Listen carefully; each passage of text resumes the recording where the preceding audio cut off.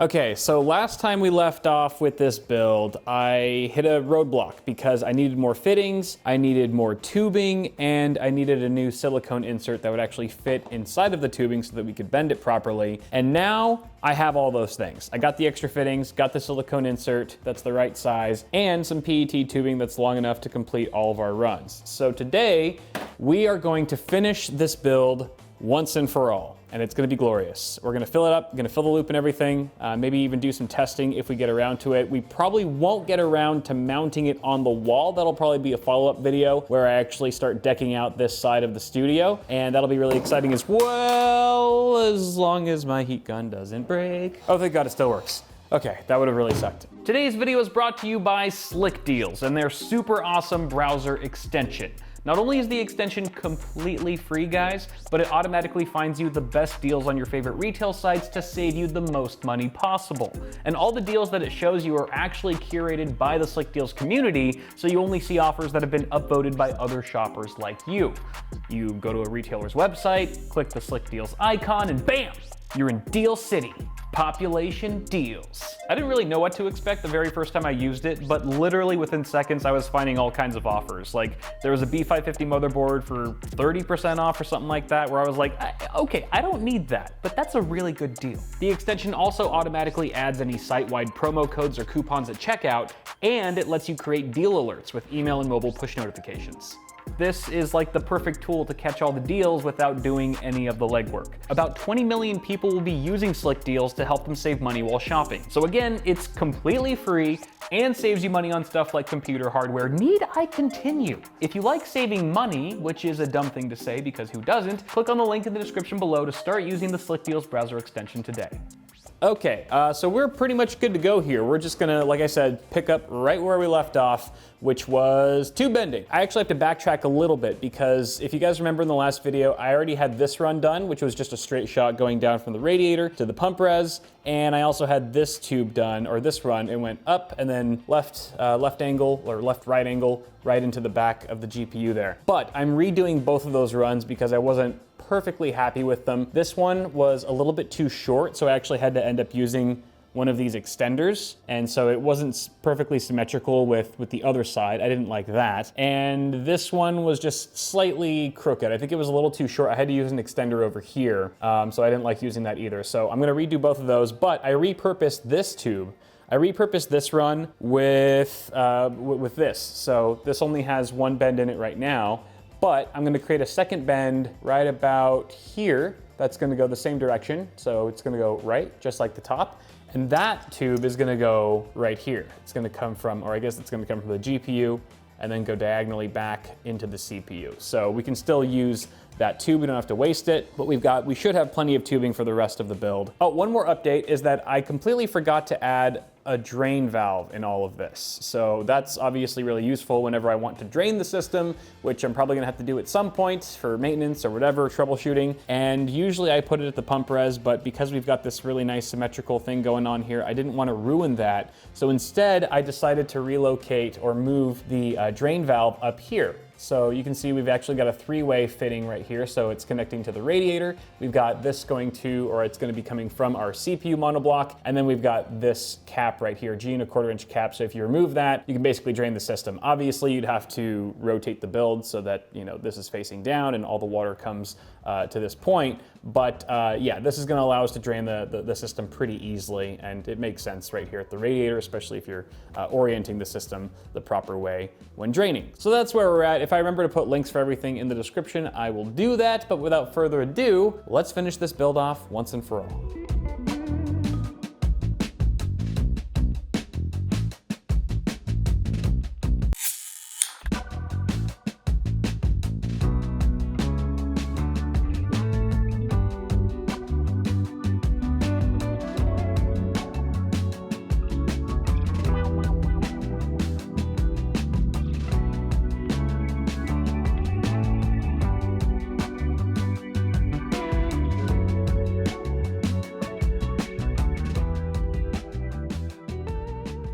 All right, here she is, finished product in the flesh.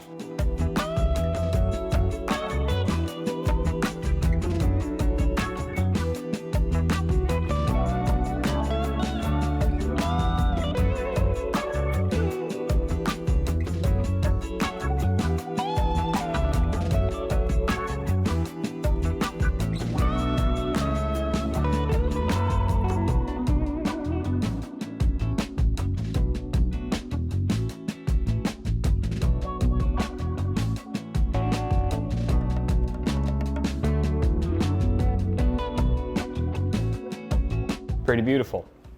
Let's start off with the good, and then we'll finish off on a really sour note because there's a lot of bad to talk about with this build so far as well. And yeah, we'll save that to the end. So starting with the good stuff, which is mainly just how it turned out and how it looks. It looks awesome. I'm really happy with the tube bends. I think I did a pretty good job, came out pretty clean.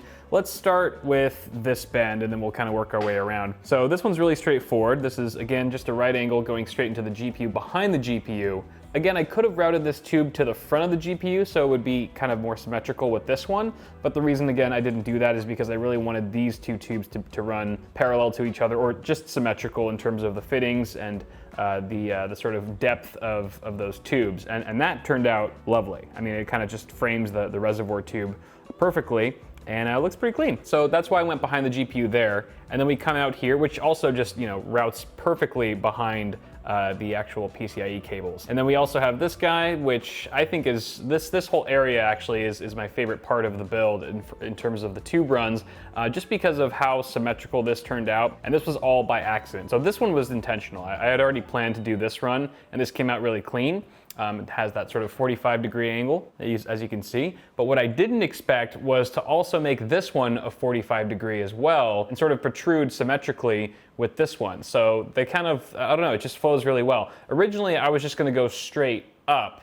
So it was just gonna be a straight bend, you know, a right angle pointed straight up, and then go back. But then I decided last minute that I was gonna tilt it, because I wanted it to match this guy. If you remember, this whole fitting arrangement used to be pointed straight up. It was going up and then to the left, and so the tube was actually protruding above the top line of the case. So it would actually go above the glass panel, because remember there's a tempered glass panel that goes in front of this case. So this tube was actually going to be too high, I think. It would have been fine, but I kind of like the idea of having it just below that case line, just to make it more contained within the build itself, and as a result, we've got this nice 45-degree, roughly 45-degree bend as well that matches this tube run perfectly. So I think it looks pretty cool. It definitely gives it a more unique look. Looks kind of like, I don't know, a flux capacitor or something. I don't know. It definitely looks kind of futuristic in a way. It just gives a lot of character, and it's definitely a bit more visually interesting had we just gone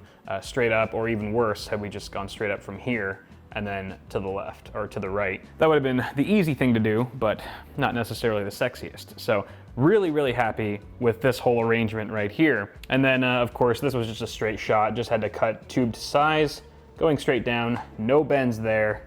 I like them easy. So that's how the runs went, turned out beautifully. And the RGB is there, it's definitely present, but not overwhelming, right? I mean, I don't think this is very gaudy.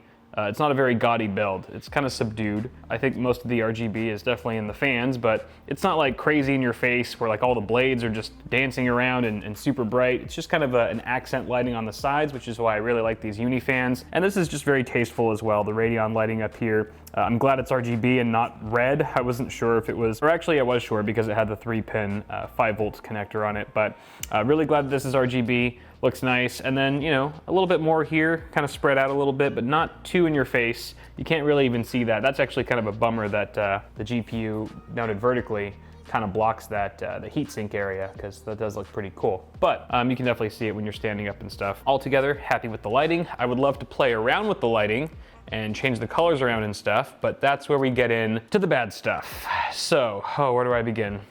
Today's video is brought to you by the Corsair 5000X RGB. Experience a premium mid-tower case surrounded by 4 tempered glass side panels for a crystal clear aesthetic. Enjoy ultimate flexibility with support for multiple 360mm radiators, 3 included SP RGB Elite fans, and an iQ lighting node core for full customization within the iQ software.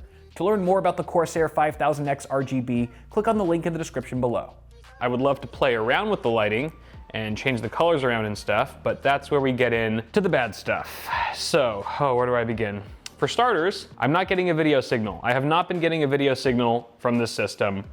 I know. We did it. I know we did a test boot. We did a test boot with the motherboard and the CPU and the memory, but I was using a different power supply than this one, and I was also using a different GPU than this one. So let's talk about the power supply first. This This is ordinarily supposed to be a really good unit. It's from Fantex, who sources their units from Seasonic, is the OEM for Fantex power supplies, but it's not working properly. So this is actually a dual system PSU. It's got hookups, it's got connectors for 2 systems. It's a dual system power supply. Of course, we're only using it for 1 system here, but you can see it's got its individual respective connectors. So system 1 is at the top, system 2, you plug in to those connectors in the second row, and it has to be that way. But the connectors for system 1 are finicky. So sometimes the power supply will not turn on, or the system won't even turn on. I'll be hitting the power button left and right, even tried the one on the motherboard, and